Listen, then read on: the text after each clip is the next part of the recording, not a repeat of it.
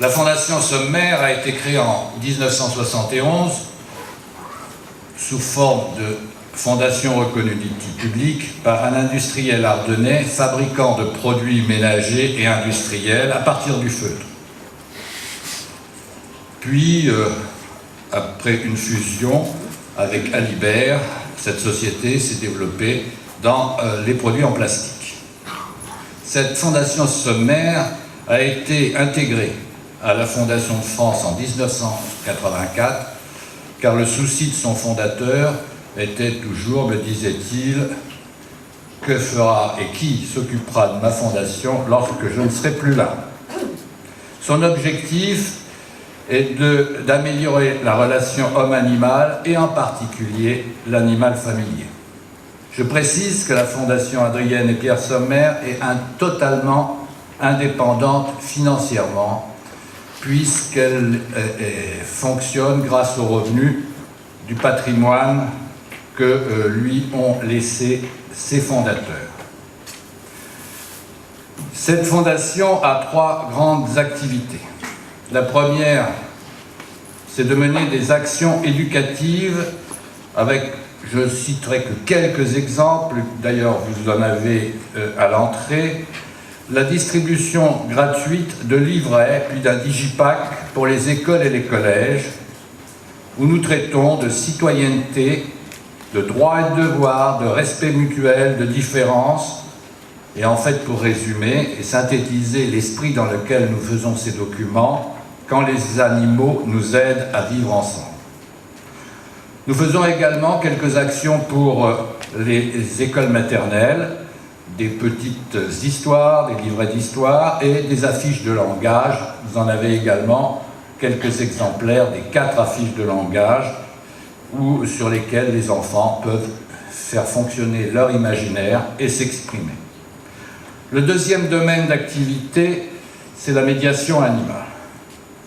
Très souvent, avec des interlocuteurs sceptiques, et il y en a encore de nombreux, je leur dis, en France, il y a 12,5 millions de ménages qui possèdent un animal de compagnie.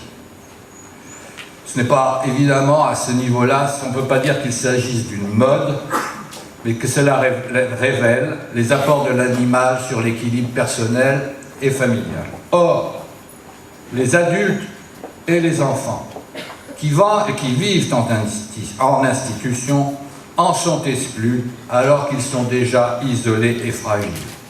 C'est un des points d'accroche de la médiation animale. Dans cette activité, nous avons 3 programmes. Le soutien à des projets, 270 depuis 2003. Nous finançons de la recherche, des thèses de doctorat en particulier, et également, et le colloque s'inscrit dans cette orientation, de la formation et de l'information. Enfin, 3e activité, c'est la création depuis 1 an et demi d'un centre de documentation sur la relation homme-animal dans tous ses aspects, sociologie, éthologie, anthropologie, histoire, philosophie. Ce colloque est le 2e et il s'inscrit dans l'information sur la médiation animale. Il succède au colloque sur le cheval qui s'est tenu l'année dernière. Il est inutile de rappeler l'importance du chien dans la vie des hommes depuis des millénaires pour comprendre son rôle dans certaines catégories d'actions sociales, éducatives ou thérapeutiques. Là aussi, pour mes interlocuteurs un peu réticents, je leur dis « Savez-vous que Freud consultait avec sa chienne ? On ne sait pas très bien quel était son rôle, soit pour apaiser le thérapeute ou l'analyser. Et je connais des psychologues, des orthophonistes, entre autres, qui assurent leur pratique avec la présence active d'un chien. Ces éléments de présentation doivent déboucher donc sur ce colloque que je souhaite fructueux.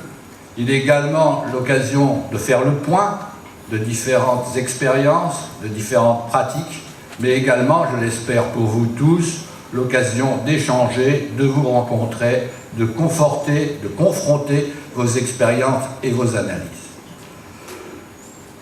Je vous remercie encore une fois, et vous souhaite un bon colloque et vais passer la parole à Dominique Lemaître, je rappelle, directrice du mécénat de la Fondation de France.